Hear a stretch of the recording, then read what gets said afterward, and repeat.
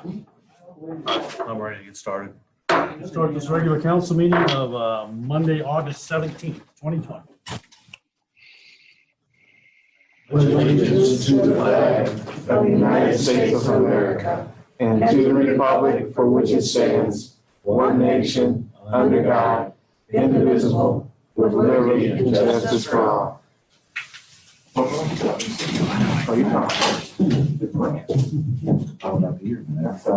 not being Roll call, Leslie. Mayor Laughlin. Here. Councilperson Sexton. Here. Miller. Here. Dean. Here. Goodweiler. Here. Stulman. Here. Okay, before I get started, I want to say a big thank you to the city crews. Nobody's on. City crews for cleaning up the streets. We did a really good job.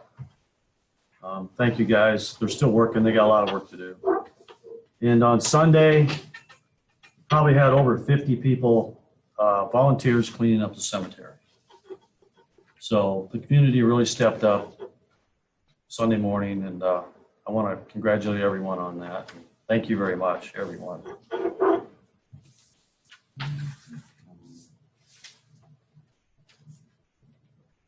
We're going to start with the guest speaker. Presentation from representatives of Marco Technologies regarding security, cybersecurity. So is that Mr. Huey?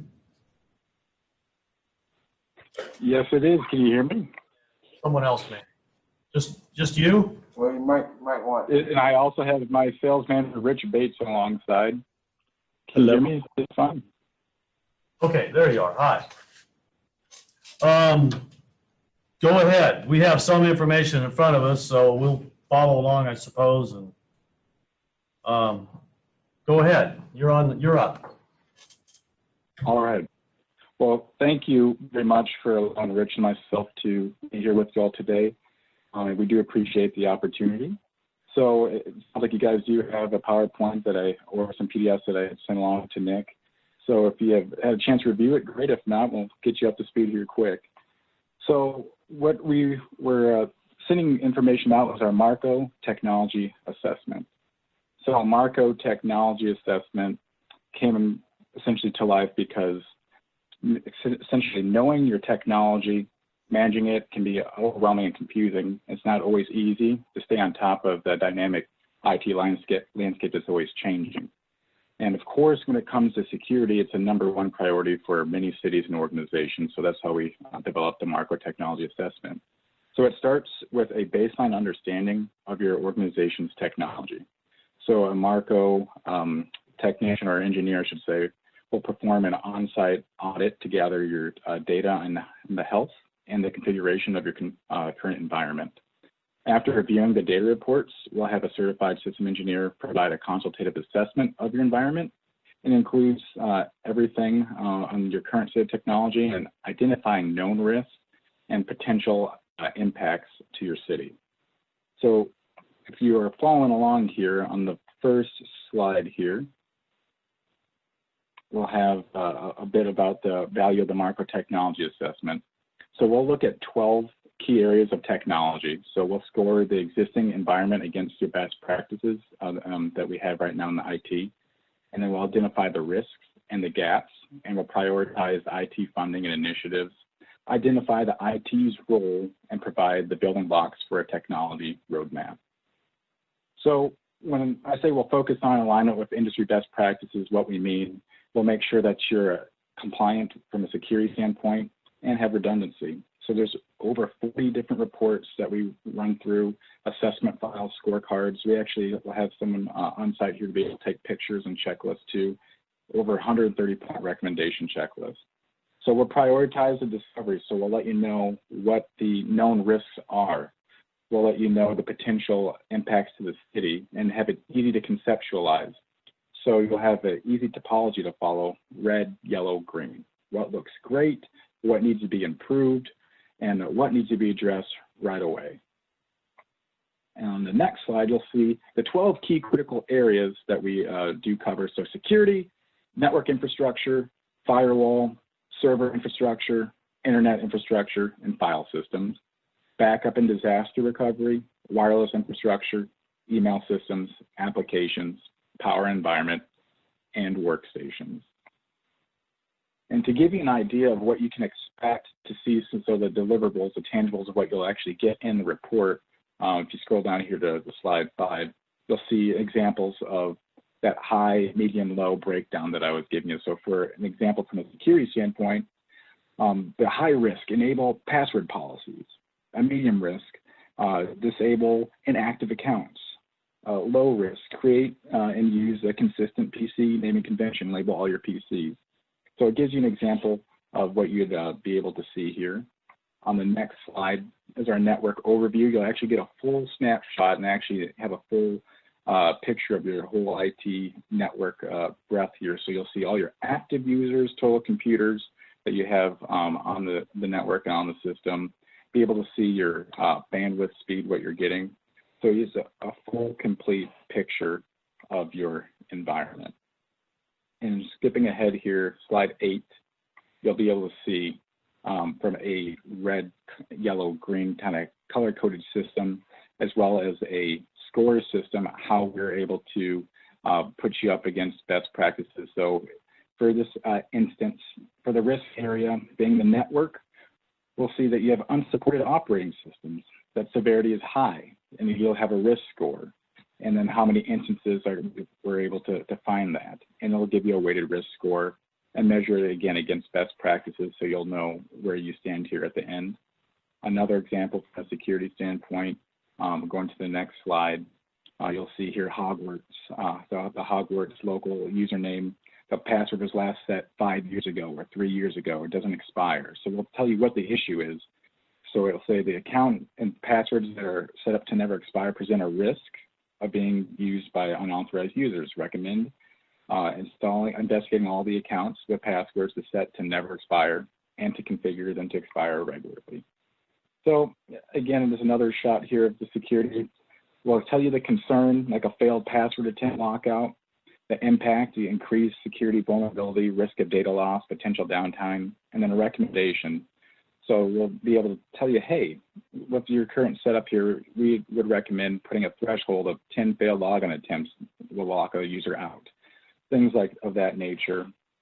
And then finally here down here towards the bottom again, physical pieces. So on your firewall, on your switches, we'll be able to, you wouldn't believe how many features that folks may not even have on or be able to turn on to help protect themselves. We'll make sure that you're set up for success in that instance. So it all culminates in over 80-page report. Again, red, yellow, green topology, really easy to follow. You have an over hour-long here executive level presentation here with one of our engineers to go over how the results were and to really help you paint, basically set up a roadmap here for your future and know what you should take care of right now, what can wait, and what is in the process here of expiring. So we work with tons of different cities, City of Iowa City, Marengo. I did this assessment here for City of West Liberty, and they really liked the value that it brought for them in being able to figure out how to A, be secure, and B, be able to figure out their future for technology and how to best plan for it. But at this point, we'd like to open up here for any questions. I know in the interest of time here, we have just a few minutes, so go for it.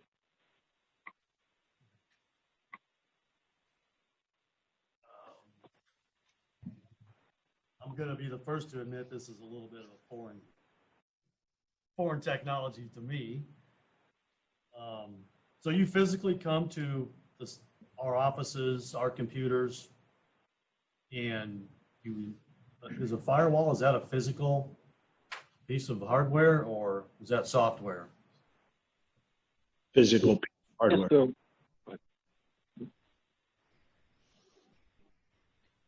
it's a physical piece of hardware, and we actually document and take pictures. Given the given COVID situation, we of course can align here with the best practices and take that into consideration. But that's typically how we do so, to give you actual picture evidence as well to back up our claims and show you. Okay. And then you're able to verify passwords and verify if they're good or bad, or if they need to be changed, or you Right, check so those? You bet. You bet. So we have industry standard practices. I'm not sure what you guys have in place now, but having a certain amount of, you probably have been to websites where they'll ask you to have a certain amount of characters, uppercase, lowercase, alphanumerical combination. So making sure that you're up to industry best practices on that, making sure that you have the right practices in place, considering, like in the example, having a password that's not set to expire, I should say, or have it expire every so-and-so, like 30 days, 60 days, 90 days, 120 days, whatever it may be. Make sure that you're compliant here with the best standards here for IT industry. Can you protect from a bad email that gets opened? Absolutely. So part of our assessment will look at your email and let us see what ways you can improve and actually protect yourselves better. Absolutely. So I had a question. This is Redmond Jones, City Administrator. I often hear horror stories. I guess one recently where a hacker broke into a city's, I guess their software and was able to get control of it, and then turned around and held it ransom and made the city pay to get access to their own databases.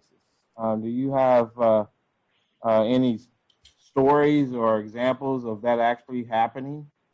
I can share some with that. It actually happened in Texas. There was 17 cities struck within 1 week down there. So in the IT business, especially around cybersecurity, there's more bad people than there are good people. So it's actually a $16 billion a year industry. So you're always a target. What the Marco security assessment would allow is to look at your egress and ingress of the internet and make sure of such settings as in our community, we do not currently deal with any businesses that happen to be resided in the Ukraine, okay? So there's no reason to go to a website in Ukraine, nor for a Ukraine website to come to West Branch, Iowa, right? So we would shut that traffic off as best practice. And then if someone needed to go to a specific website in Ukraine for a specific reason, Nick would be able to assist with opening that one website up for a temporary shot, a close window, so that the city remains very secure while when you're not communicating with countries where there's known vicious attacks and websites.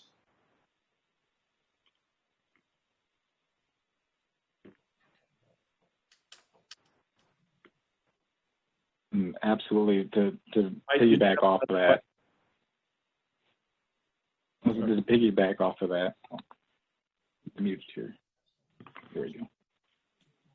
It would help totally mitigate the risk. That's what this sort of thing is to do with. Mike, you have a question? Yes, I just had a real quick question.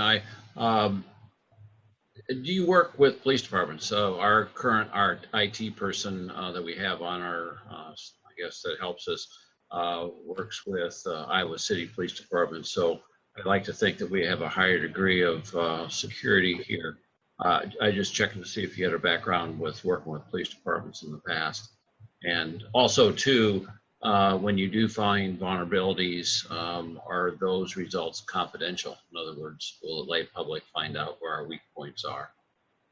Yeah, so a couple things. We do work with cities, for example, City of Marengo. We're tied into their system, so they're uploading their body cams and communicating securely. Even when the police force is outside of the city's four walls, They're coming back through an encrypted tunnel, so it's extremely secure from police force perspective.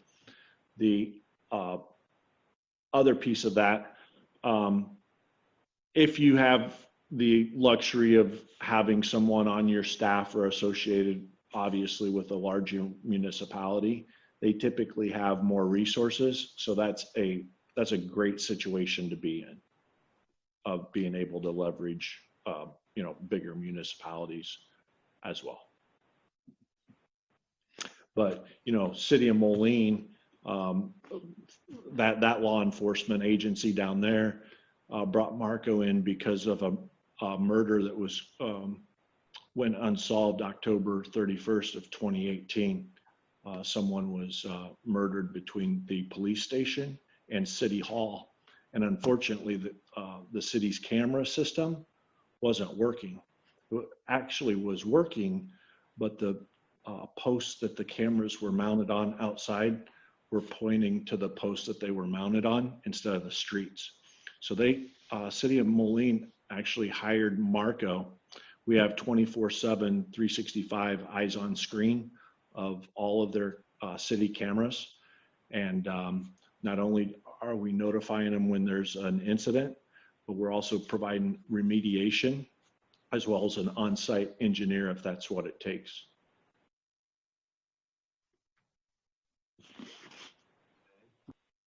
And then we do work with the North 30 Police Department and Washington Police Department. We believe anything that's connected to your network or has an endpoint is a potential vulnerability. We do help out from a copy print standpoint for both those departments as well.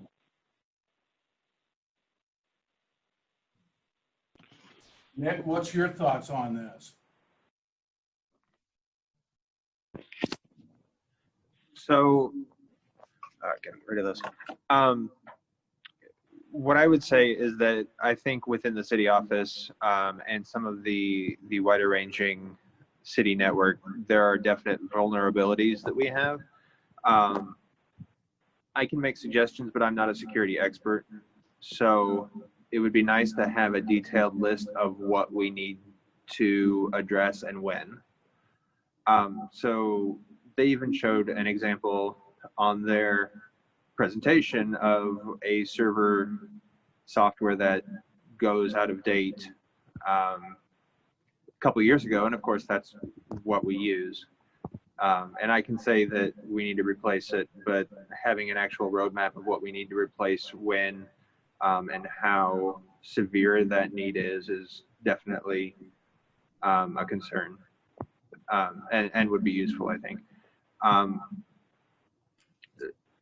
Likewise, I think that we were talking about ransomware, and I think that there are some vulnerabilities that we have within that realm. I think they tend to be more of the passive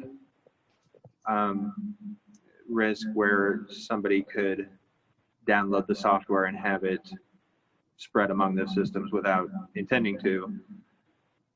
So yeah, I think there are some problems, but I'm not a security analyst, so it's hard for me to give this kind of report.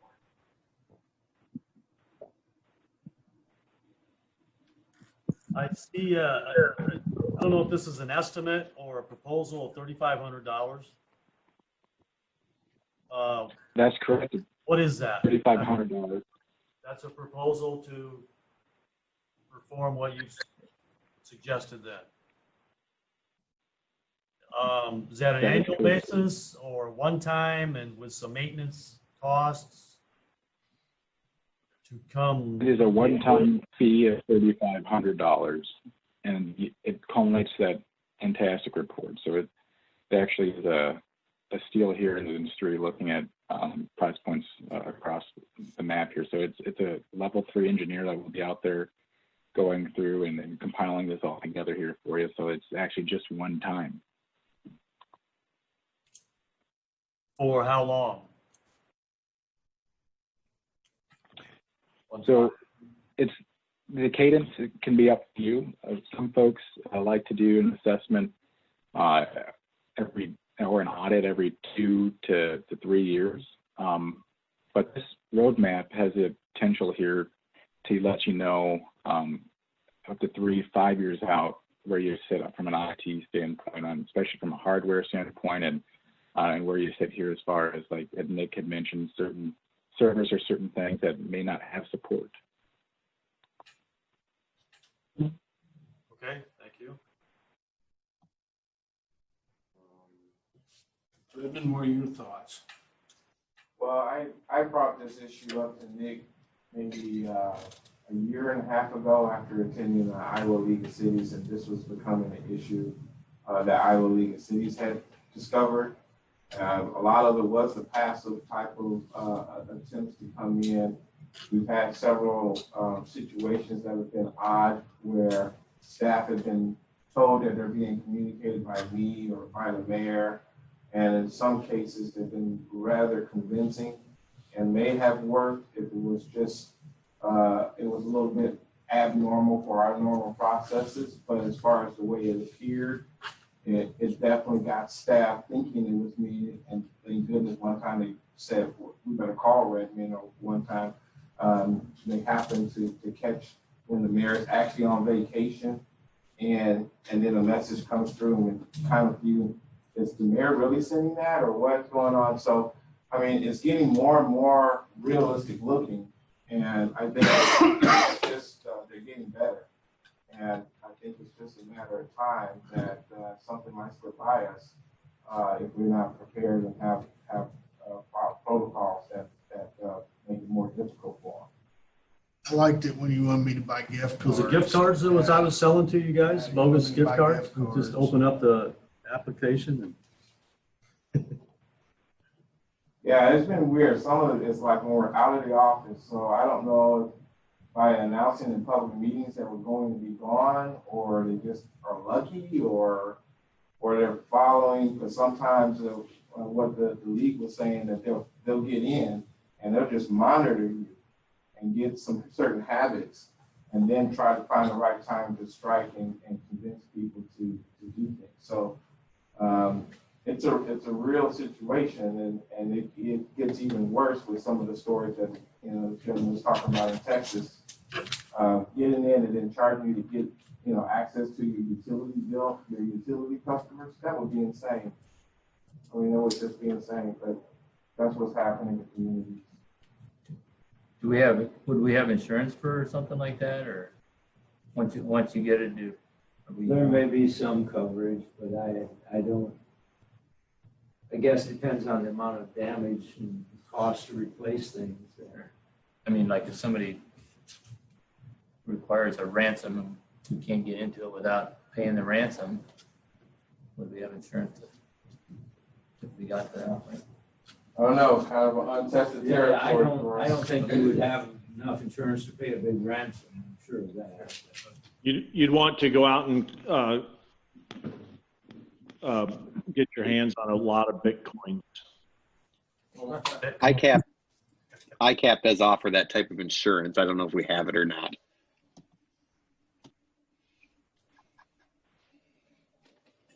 Well, I think it'd probably be worthwhile to figure out what our vulnerabilities are. yeah, this may be an insurance in itself. And something we've been talking about for 2 years probably. Yeah, it's something that Okay. we could also add into our capital improvement plan once we know what we need to do and when we should plan it and all that kind of stuff. Yeah, I think the 5-year roadmap of where you're at right now, the end of life, the end of support, things of that nature, that not only shows you where you're at today, but also gives you a 5-year roadmap for futuristic end of life planning. That's probably going to actually end up saving the city a lot more than the $3,500 one-time investment on the front end. Okay. Any other questions? We'll be talking about this later, looks like on the agenda. Thanks for the time today. Yes, thank you very Thank much. you. Good information. We appreciate it. Thank you all. You can hang around or you can listen to our meeting. Huey, I'm going to go, but you can hang around. I have another call I have to hop on at 7:30. Okay. I'd love to. And I'll probably pop up as well myself here. I have a 7-month-old and a wife who wants me to grab him. Thank you. Y'all take care. Thank you very much. Bye. Public comment. If anyone wishes to address the city, we'll hear you now. Anyone? Hearing none, we're going to move on. Consent agenda. I'd like to approve the minutes of the last council meeting of August 3rd and a liquor license, Class C liquor license with commercial and Sunday sales for Mexico Lindo Grill and Cantina at their new location, 711 South Downey Street. This is pending a fire inspection, Yes, as usual.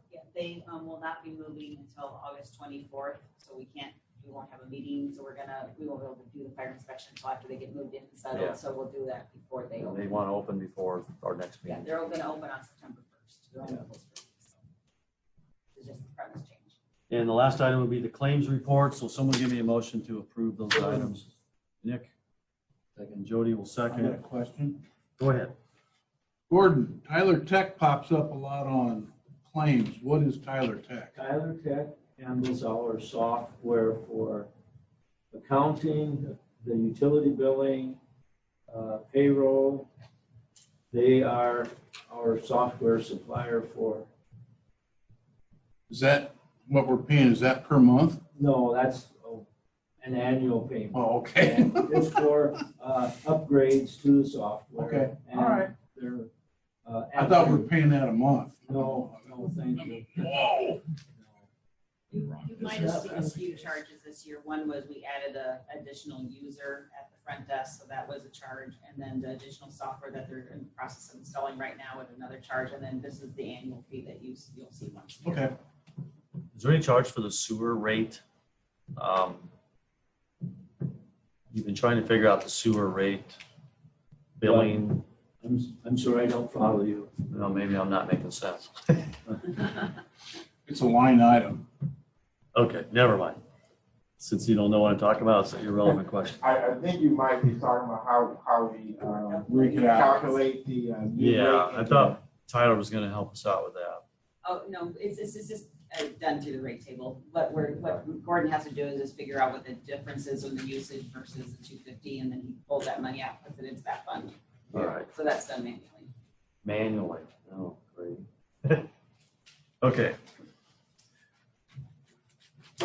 Okay, we got a motion to approve and the second, the consent agenda. Any other discussion? Let's vote, please, Leslie. Councilperson Goodweiler? Yes. Stulman? Yes. Dean? Yes. Miller? Yes. Sexton? Yes. All right, item 1. If anybody didn't notice, we had a slight disaster. Resolution 1922, declaring West Branch an emergency disaster. Give me a motion, someone. Jerry and Colton. This is to enable, well, now for federal funds apparently, because residents, federal and state funds, I think he did. He declared Cedar County. Yeah, I thought he did that. So 4 billion, is that what the governor asked for? I don't know. Yeah, I think it's something like that. Yeah. All right, so we need to do this. Any other discussion? Well, I got a question. Redmond, you had your project worksheet. Is that what this is here? So the project worksheet is actually an estimate that emergency management asked for. So it just kind of sets a placeholding for when we will see the county apply for some of that relief money. Okay. So these are just general. So that's what those are. So we've contracted with Barnhart for debris removal. Are we underestimating that? They put in a lot of time, and I know they're not cheap. So we could be. I estimated 8,000. I don't know how close that will be, but that's kind of what I estimated for a contractor. I estimated based Seems a on little low. also 2 weeks Say of. Double that. Seems a little low, but this is a rough estimate. It is a rough. This was Times 3. Yeah, Probably $500. Matt, do you have anything to say on that? I'm not sure where we're at with the price on it. I could ask Bruce where he's at with it as of today, I guess. I can give him a call in the morning. They're gonna talk tonight that you're still using them at least tomorrow. Yeah, we'll probably use them one more day and that'll be it. You might need that machine in the cemetery because the limbs didn't get stacked in the road like I wanted. They all got stacked to the side. Yeah, So that's all right. The stuff that's in the road we'll get easy, and then the ones on the side I'll go in there earlier in the morning when it's cooler and it shouldn't tear up the seal coat. All right. So. Okay, so back to this point. This is supposed to be a rough estimate. I mean, a really early estimate really. that she asked for.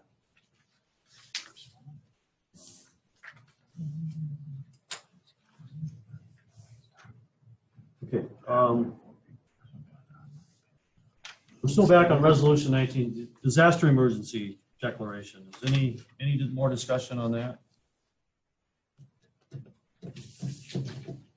Let's vote then, Leslie. Councilperson Sexton, Yes. Miller, Yes. Stulman, Yes. Dean, Yes. Goodweiler.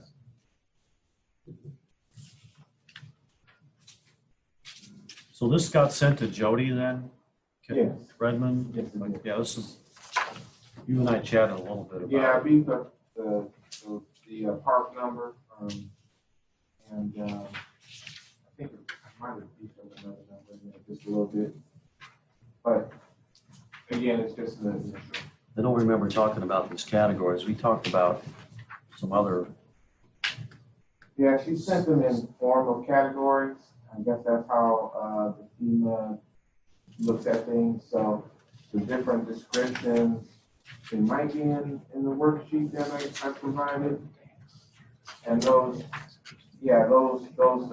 descriptions on each category kind of explain where I thought our estimates would be for various types of things. The bullet points I added, so just kind of give you a rough idea.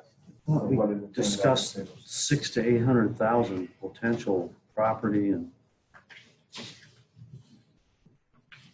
cleanup. That seems kind of high now, but Is this only for city property? Yeah, or this is is this just for public stuff. public. Yeah, the private All right. damages, Okay. that's a whole different. I see. Gotcha. Did we vote? Oh, yeah. Yeah, we did. For the disaster, yeah. All right. Sorry. Now that you've done. Okay, we're going to move on. Item 2. Resolution 1923 approving Cedars Edge Part 2 final plat. Give me a motion, someone. So moved. Colton and Tom and Nick seconded. I don't know, any discussion? This is what's been laid out since the beginning. Minor changes, I think, but. Okay, let's vote. Councilperson Dean, Yes. Goodweiler, Yes. Stulman, Yes. Miller, Yes. Sexton, Abstain. All right, cybersecurity again. Where are we at on this? What do we got to decide?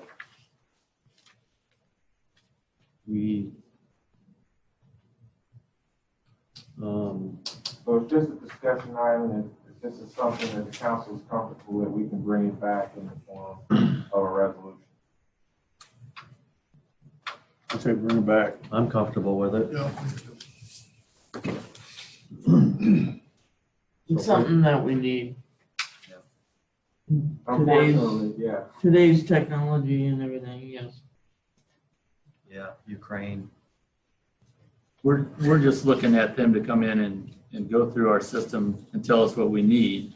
We're not looking at them Fixing anything yet, fixing or being a monthly service for us or, nothing like that. okay. I can't imagine what that costs. I did see something about Not yet. a piece of hardware, however. Was that the firewall? Firewall would be software, something you add in. What's that I saw? Probably have a firewall on your computer. Okay. Okay, bring it back for a resolution, Redmond, and we'll probably approve it. It is 30, where'd you get that number? Like the first, This is up on First the couple top, pages. the top section of the presentation. Oh, all right, I see it.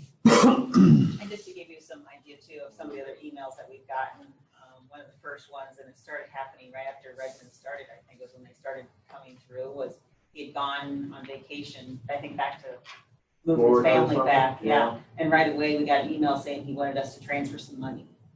We're like, but the email was wrong. And then I've gotten several since then, and one, just the most recent one I got was Brian Pierce asking me to change his account number so I could deposit his check into a different account. So I get them from Brian Pierce, Roger. I haven't gotten them from you guys just yet, but a couple of the other employees. And my first thought is, we're pretty small. A, they call me, or B, they walk into the office. So I don't take any kind of information, but most of the time, if you look at the email, it has a completely different email address. Like I said, that they're coming more and more often, and it's been more so in the last few years. And I don't know what is the uptick, but I definitely think that our computer systems are probably not as secure as they should be. Would this software firewall eliminate those bogus emails? Well, it sounds to me like Nick can confirm, because I wasn't aware of this, but this is just for them to tell us, give us assessment of what is all wrong, and then it'd still be on us to buy whatever it is that we need to. Okay, so improve that's the that. pricey part of it. That's why I said. That's the money price. asked for the this is just to tell expensive. us what, Yeah, this is How an much is assessment. This is just to tell us what buttons we have. to they'll push. tell us what. All right.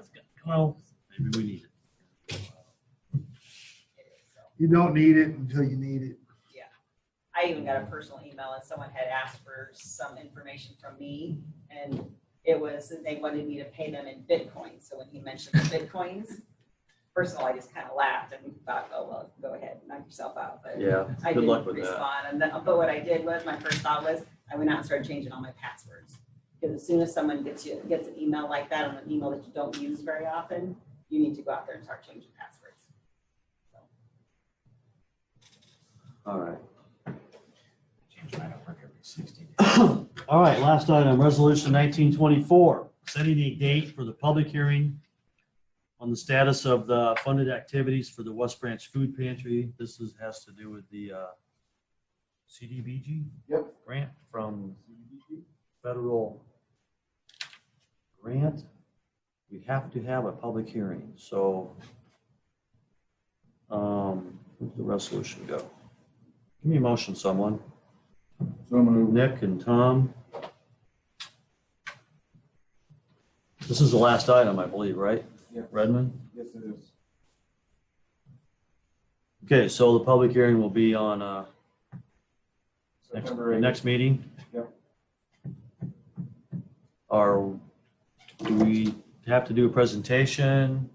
Looks So, like. so have a draft of the plan now. I went through, so we give you a little bit of the process. We've been working, I'm actually with Kathy Steen and Weber. I want to make sure I'm saying their acronym right. They're the religious council. And Deb Jones and Cheryl Anderson.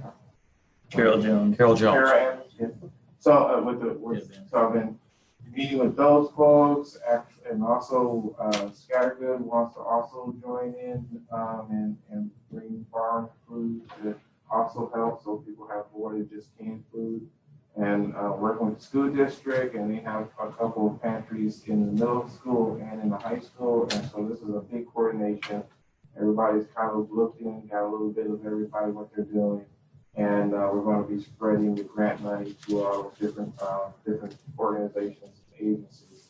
So I think we are pretty widespread and got a big okay on everything. And we also will be giving a little money for CDG to also cover hot meals to be available for downtown food restaurants to be able to give meals to hungry families and stuff like that. So well-rounded, holistic approach, and we also probably going to need it, but we also wanted to improve the access for our food pantry building, which got hit. So now it's going to need more help than just what we had initially thought. But we put the door where that.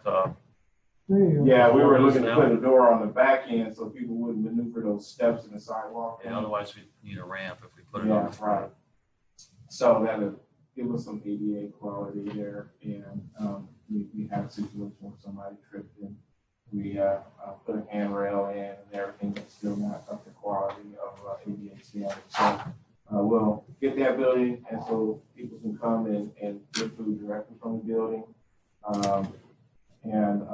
I think that's pretty much it. So this is just to set the date for it, and then we'll actually have the hearing where we can talk about the specifics then. Is this money we have to spend first and then get reimbursed, or? I'm still checking into that. I think it is a reimbursement system, but I got a question in. I wanted to also get the state to look at the plan first too, so that we don't have any, I'm not going to fund that, or I'm not going to do that. I want to get everything okay before we start to spend any money. Okay, I think it's great. We should do it. So let's vote. We'll have the date set for the public hearing. Councilperson Goodweiler? Yes. Dean? Yes. Sexton? Yes. Miller? Yes. Stulman? Yes. All right. City Administrator. Okay, so some quick updates here. Got a lot of pictures in this one, but I just want to, I think we kind of talked about this, but we do have our grant in. I did get more questions, and I had to send them some more information. So I believe there's serious consideration going on there. I don't know when we're going to be able to announce it, but I believe it's going to be soon, next month or the month after. And then we also should be hearing something on our IUP application, which is going to give us the financing to start the design process for our wastewater treatment facility. So we should be hearing that in September for sure. Another COVID stuff, we're going to probably talk much about that, but we did put in a shield at our counter space, and if we notice that citizens come in with masks, we do have masks at our desk, and we try to put our masks on when citizens with masks come in. There's a little bit about the library, but I think I'll let Nick talk about that in his department update. And there was also something that the chief wanted to bring up. I'll let him talk about that in department update. And we have met with Greenview Connection, and that update's there. And also the Barnhart subdivision I sent out a letter to their engineers basically saying, hey, we would like to have input and basically follow our P&Z process. Not sure how much say we actually have, because I think it's really through the county, but I think it's kind of a review process. So from my understanding, I don't think we need to be spending money for V&K and anything like that, but we should kind of like an informational presentation to P&Z and then come before the council. That's my thoughts. Yeah, it's only happened twice before. Hasn't run in a little subdivision north of town. We just wanted to see it, I guess. Yeah. So we don't need to engage Dave on that or anything. Change ask. Yeah. Okay, and then we talked about our little town hall accessory building. I think if I'm not, you might have did a little quick assessment, thought maybe it was around $20,000 of damage. I don't. That was my wild guess. Okay.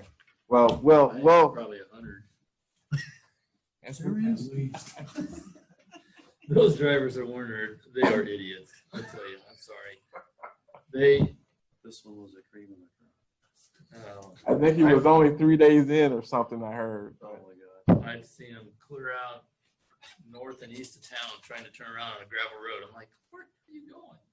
Wow. I mean, drive around the They street. need a new GPS. Well, from what I understand on this one, Melissa was there telling him he's hitting the building, but he kept on running deeper and deeper into the building. So, yeah, I guess. Nice try, Melissa. Yeah. So anyway, and then I just had some pictures from some of the damage around town. These are not all of them. We actually had a lot of pictures taken thanks to Kathy Steen. So if we do need to get real detail with any of our damage assessments, I know that we did lose, which was interesting, a light pole. So that's something that's directly that we're going to have to deal with to get fixed. Apparently, they're not made out of aluminum. They're some kind of fiberglass. Yeah. I always thought they were some kind of aluminum. Well, that's all I got. All right. Kevin Olson, you have anything? Nothing to add. All right. Nick or Chief? Nick first. Chief first. You got your hand up. Yes. First of all, I just wanted to praise the city workers. I thought the fire department did an awesome job in our disaster. They were making sure our interoperability was staying up, our putting generators in place so they could maintain their paging system. People in town are running out of their oxygen and responding to medical calls. Locating down wires. The fire department really did a very nice job, I thought. And also our city utility people did a great job too, of clearing roads as best they could and making proper priorities on which roads should be cleared, where we should put all our assets and things like that. So I was really impressed with the city workers. Also, I have to kind of piggyback on what the mayor said, but I also want to give credit to the mayor and the mayor's wife, Connie. They're the ones that I understand helped organize the cemetery cleanup. And I didn't hear about it until after it was done. But there was, I heard 50 some people out there with 25 chainsaws and all of it. And they were cleaning things up and uprighting stones and things like that. And I was very, very impressed with the community. The fire department played a very active part in that. And also other people in the community, even some people outside the community came and helped clean up the cemetery. And that helps the city utility people.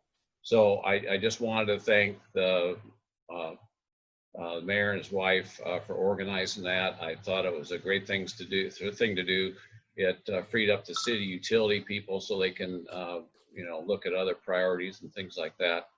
All over the community, I saw neighbor helping neighbor, and that was very, very impressive. People that lived alone, I saw people come up with chainsaws and things like that and cleaning things up. Yes, myself and Kathy Steen worked on that crash where a semi driver backed up into the West Liberty or West Branch food pantry. And I think there's going to be more damage than what we even realize. It did some major damage, I think, to the inner structure and to the corner. So it's going to be interesting to see where that comes up. But I'll be active with the city trying to get reimbursed by that. Also, I was contacted by the West Branch School District. They wanted to block off Oliphant by the concession stand during football games. we really don't have time to make an ordinance out of it before the football games get over with. But we'll try to work with the school and see what we can do, either an event application or maybe under my authority, I can limit the amount of traffic going through there. As you remember back last fall, we had a situation where some pedestrians got hit because somebody was trying to drive through the crowd. So we're trying to limit that. But again, I just want to thank the community. I think the community rallied around and got things operational, although we were pretty fortunate compared to other cities. But I was very, very proud of West Branch and the citizens, the way it went about and the way we recovered. We're still recovering, of course, but I thought, basically the city and its citizens, I think, did a nice job of coming together. So I just wanted to take a minute to say thank you to everybody. Thank you, Mike. Well said. Nick, did you have something to say about the library? I honestly don't remember what I wrote, so I don't really have much. Well, you're not that. We just finished our summer library program. Use was pretty decent for being online only. We're working on preparing the building for allowing a little bit of loosening of restrictions.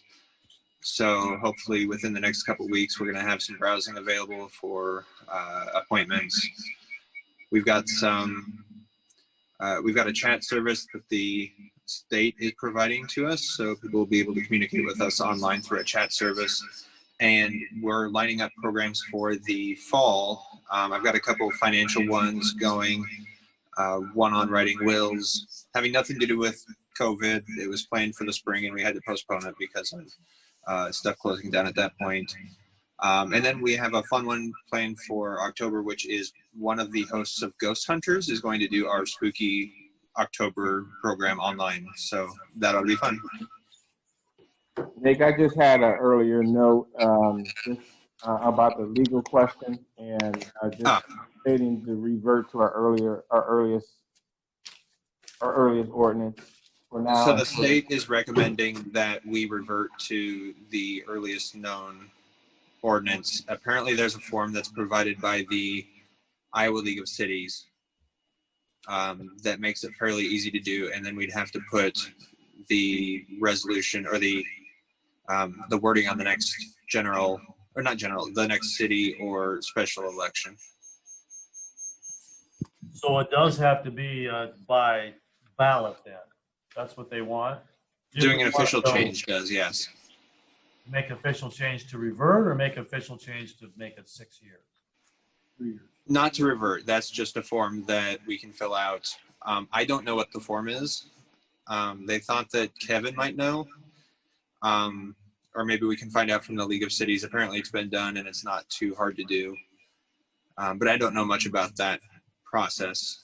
To actually change it back to what it is now, that requires a ballot vote. Okay, so can we leave it up to the library commission to decide if they want that or not? Yeah. I think the biggest concern right now is just making it revert so that we are within state law. Okay, let's get that done. Shouldn't be hard. I'll follow up with the League of Cities to get the form, Nick. Okay. Okay, any other staff? Matt? Tired of picking up sticks? Yeah, a little bit. I didn't really have nothing other than I just wanted to echo what the chief said and thank the fire department. Helped us out a ton on Monday, getting everything off the road and off of some houses. And the city really didn't lose a whole lot of city trees other than in the cemetery. Other than that, it was mostly homeowners' trees. But yeah, everything's going good. The Barnharts are helping out a lot. So I guess I wanted to thank them too for coming out right away when I gave them a call, and they gave us 2 trucks and 2 hose and the guys to go with them. Other than that, yeah, everybody's been awesome. People are coming out and giving us waters and thanking us and helping drag stuff out. So yeah, it's been great. I mean, other than all the trees down and all the work. But yeah, just seeing everybody come together and helping us it's nice. So Thank you. Yep. Melissa? I do have something. The Park and Rec Commission met last week, and they're recommending we start youth programming again this fall. I'm a little nervous about that. I think it's pretty early, but I'm going to work on some more return to play guidelines and seek the guidance of Cedar County Public Health to develop safety protocol for that. This fall being September, October, or? September. They wanted to start with flag football. That's a traditional fall thing. I thought that maybe we should start with t-ball, baseball, and softball, just in town stuff, but they wanted to go with flag football, and then youth volleyball just in town at the sand volleyball courts. So I'm, like I said, well, I'm working with Cedar County Public Health and definitely going to use all of their knowledge and guidance. Any feedback is greatly appreciated. Flag football with a mask? A couple heads shaking. A couple are shaking their heads here. I don't know about the football thing, but maybe the baseball. Well, I thought the other option was better and better for distancing. But yeah. Well, and then they have the debate also about mask or no mask. Once again, relying on our public health officials versus opinion. I personally would have to say mask. That would be my recommendation. Without spacing, I think a mask has to be necessary. Without Yeah. proper spacing. Football, you get, even if it's little, you still get pretty close to each other. So anyway, that Okay.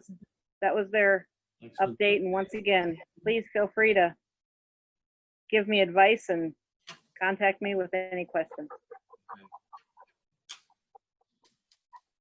All right, council. At some point, we need to, school turn lane.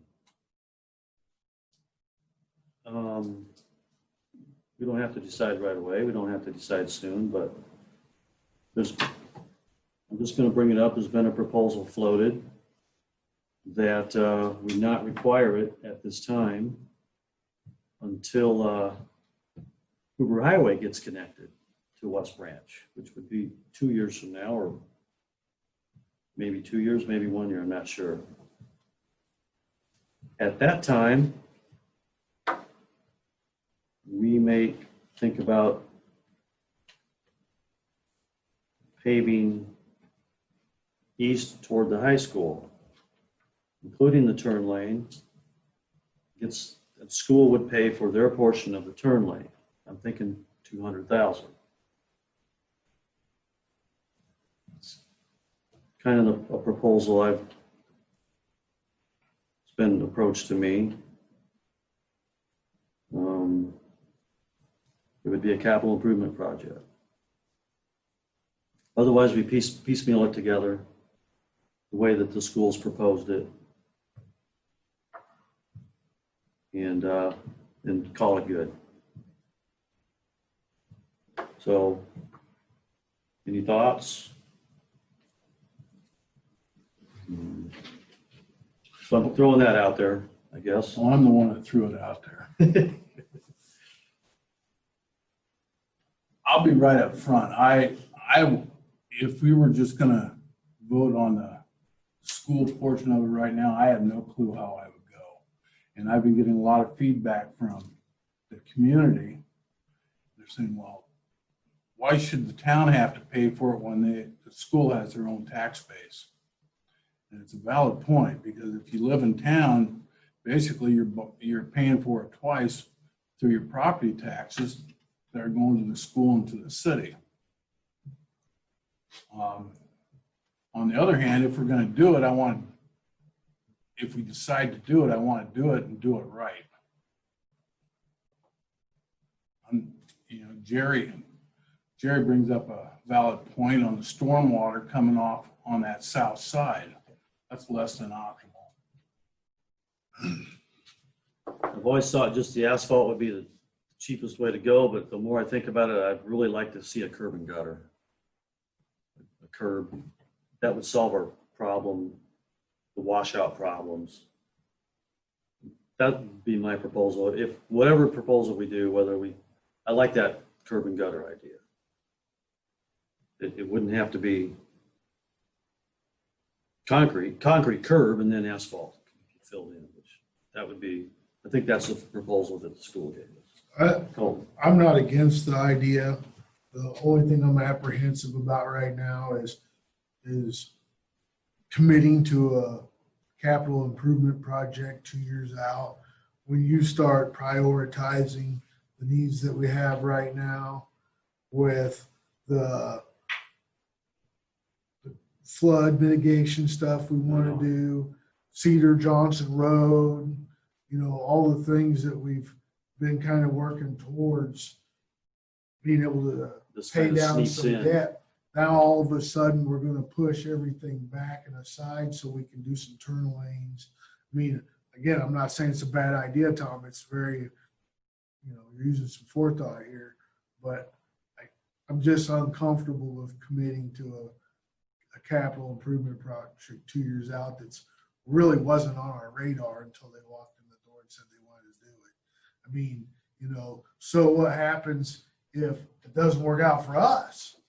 And we can't do it. We just don't have the money, or we can't borrow the money. Then what happens? Do they just skip away into the sunset and don't ever have to do anything? And then we're stuck 5 or 6 years from now trying to figure out how we're going to do it.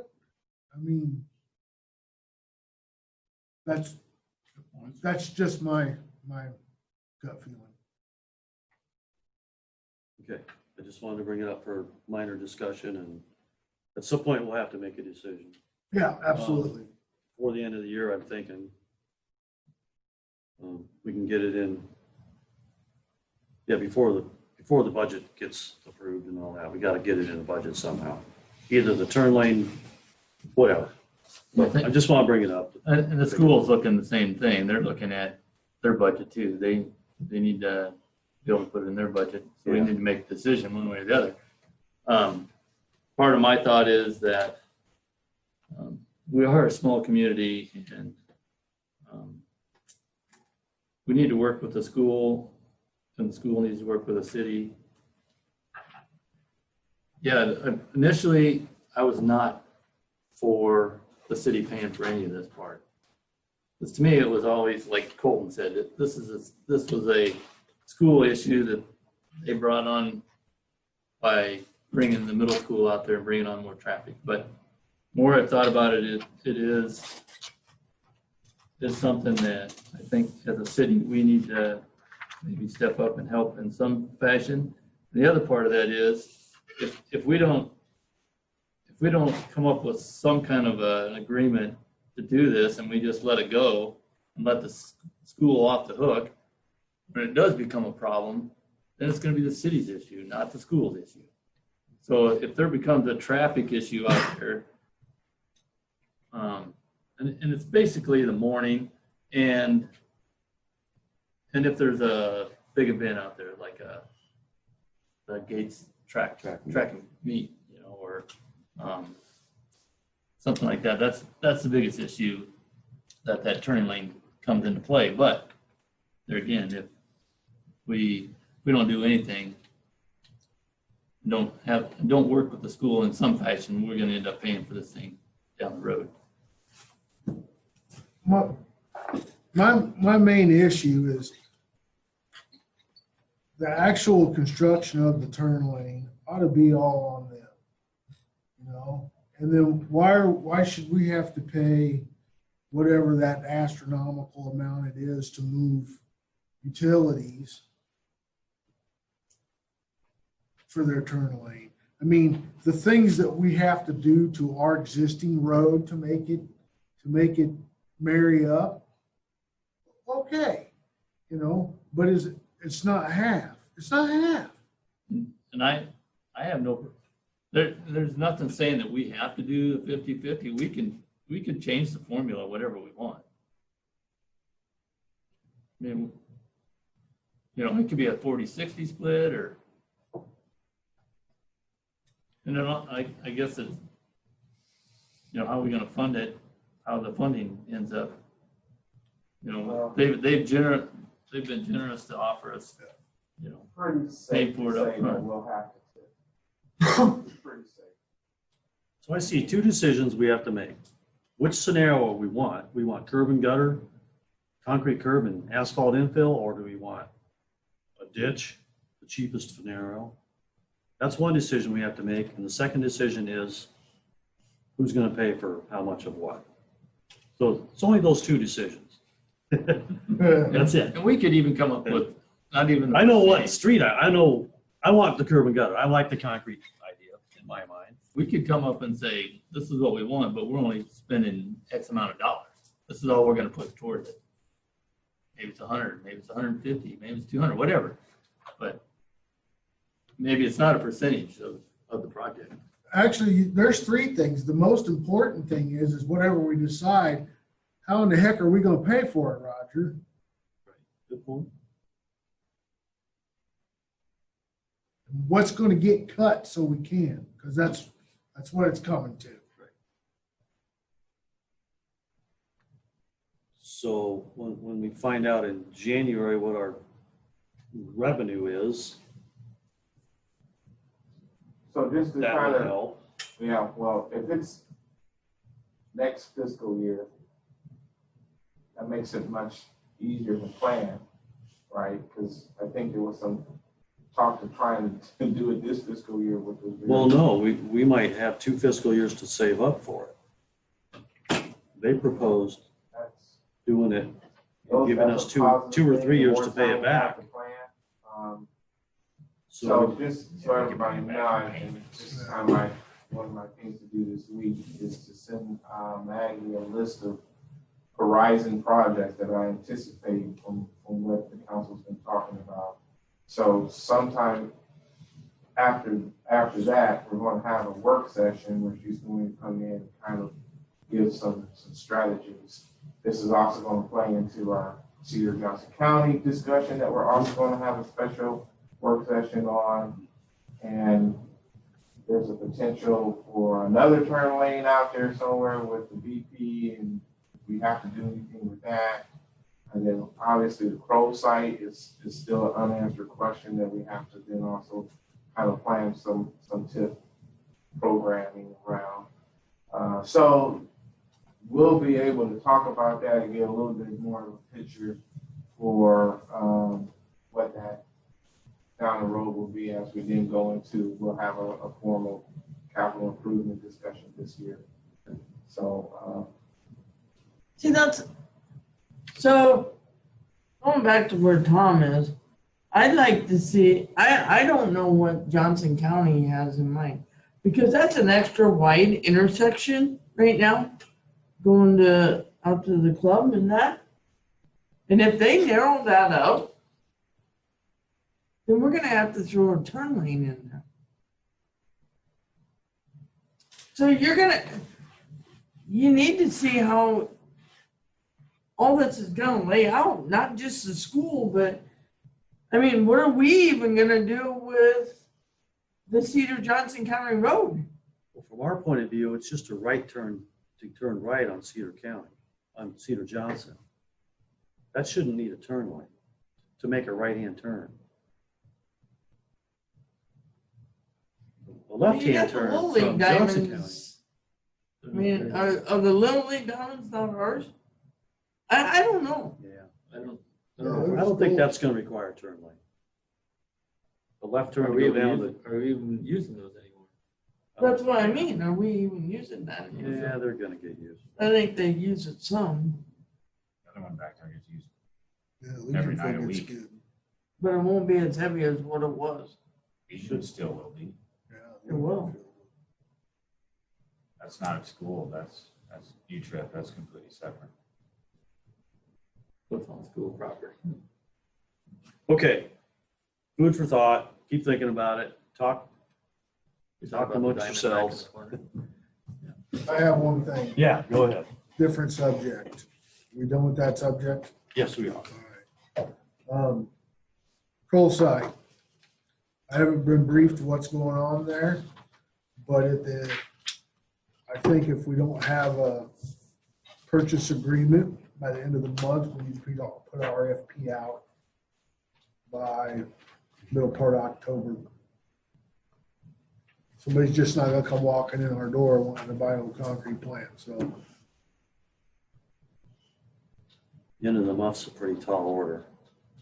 It's not gonna happen by the end of the month. We gave them some parameters of what we were looking for. We sat down with them, the three of us in Redmond a month ago. Not even a month ago. Yeah, 2 less weeks than ago. that, weeks ago. and And they didn't meet them. They didn't or did? That's what I heard was that they didn't meet them. No, they kind of changed things. A lot of it had to do with the coronavirus. His Yeah. plans changed a little bit because of that. Apparently now the elderly do not want to be in a confined, they want to be separated.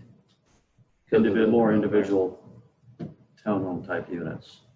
They don't want to have that Yeah. community area where they, I'm not giving up on it yet, so. We never filled you in. I haven't filled you in at all, so No. sorry about that. That's my fault. But we're just sitting around waiting and I know. we're gonna lose another year if we don't do something. I need to fill you guys in individually and let you know what's up. That's my fault. they were coming back with another proposal. We took a chunk. Right now, we've taken a chunk out of off of Main Street that was gonna be commercial ground. They didn't want to do any commercial. Too risky.